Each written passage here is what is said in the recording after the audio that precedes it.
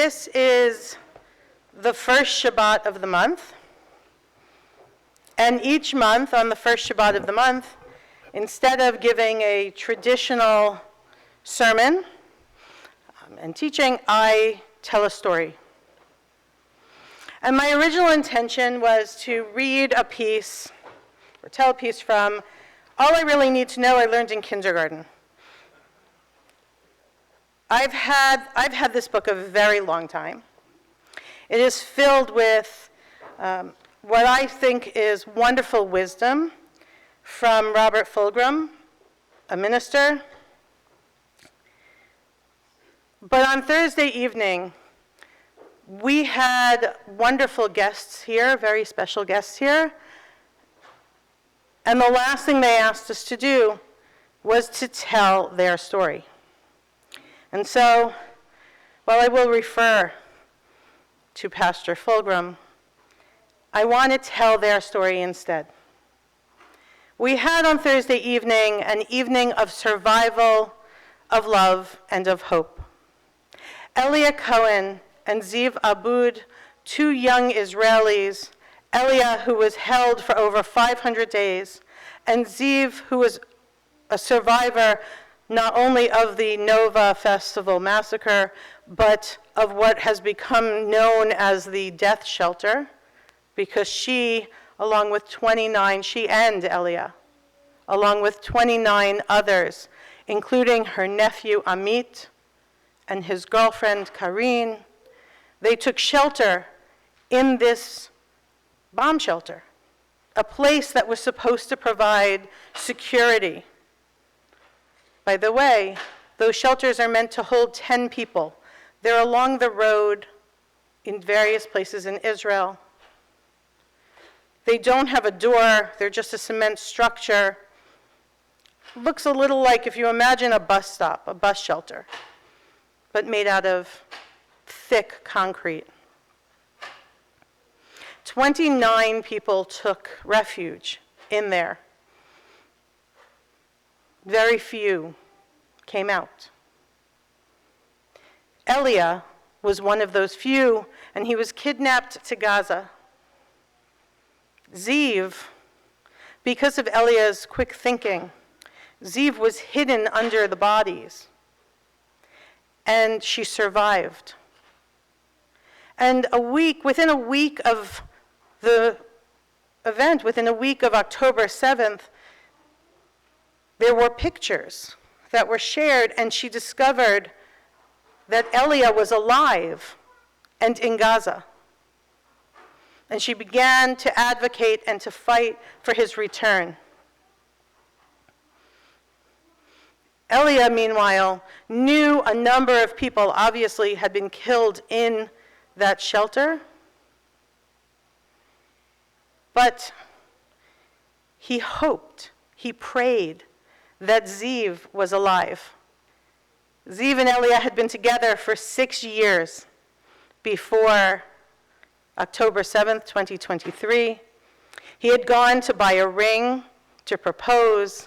He was going to propose on that Sunday. He had to pick up the ring first. And they are still together and planning their future. And they ask that we tell this story because witnessing is so important. We all talk about Holocaust survivors and how important it is to tell their stories, to hear what they have to say, and for all of us to commit those stories to memory because they will not be here forever. No less important are the stories of October 7th, 2023. Not just the stories of the hostages, not just the stories of those who survived who were at the festival, but the stories of people who heard that this was going on and made their way to the site. The stories of the kibbutzim, the stories of every person. Elia told us one story I want to share I don't know the gentleman's name. But when the terrorists first approached the shelter, there was an Arab man who was standing outside, and he engaged with them in Arabic. And they said, "Get out of the way." He said, "No, no, no, it's just my family in there." Really, they're all Muslim, it's just my family. No one's here. And of course, he was a victim of the same abuse that the others were on that day. And I wish I knew his name. Because to stand up to people who are coming at you with guns, with weapons,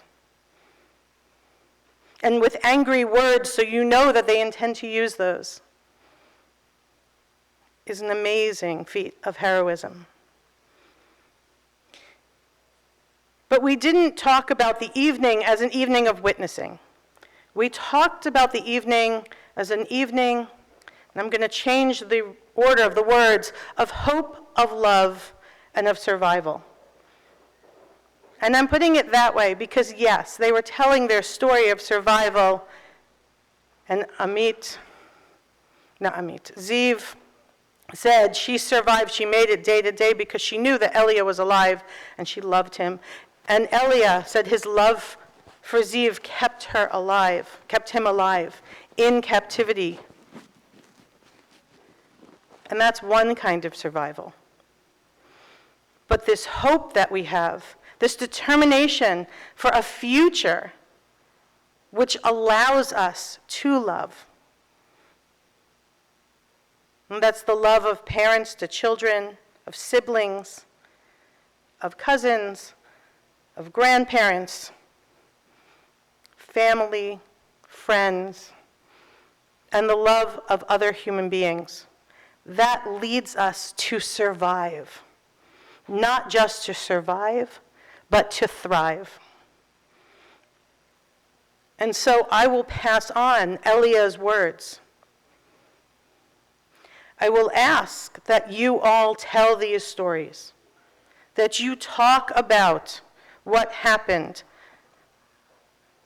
that you engaged with other members of our Jewish community and with allies, and even, to a limited point, of those who you think cannot be turned to allies. Make sure they know the truth of what happened. Pastor Fulgram has what he calls the Storyteller's Creed. And I'm not going to read the whole thing, but I am going to tell you a little bit of it. He says in it, "Dreams are more powerful than facts, and I hope that we all dream of a future where we don't have to share these facts.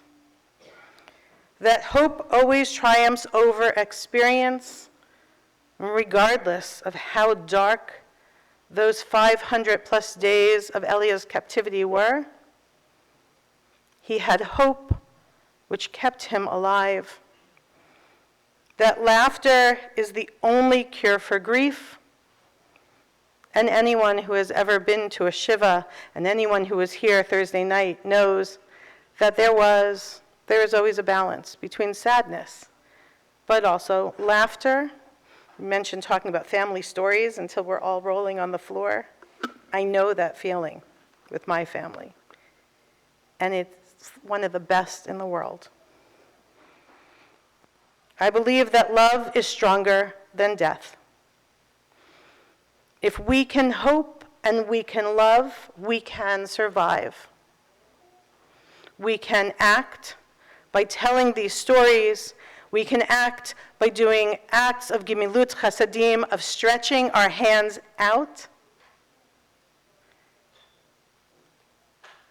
working towards a better future.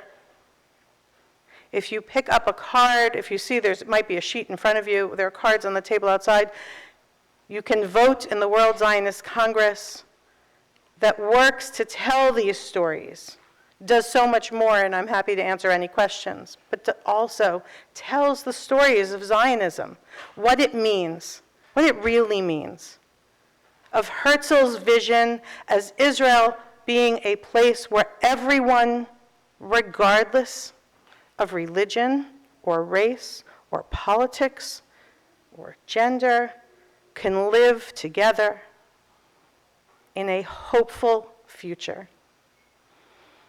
I hope you will take action, that you will tell these stories, that you will vote, that you will be part of our greater world community.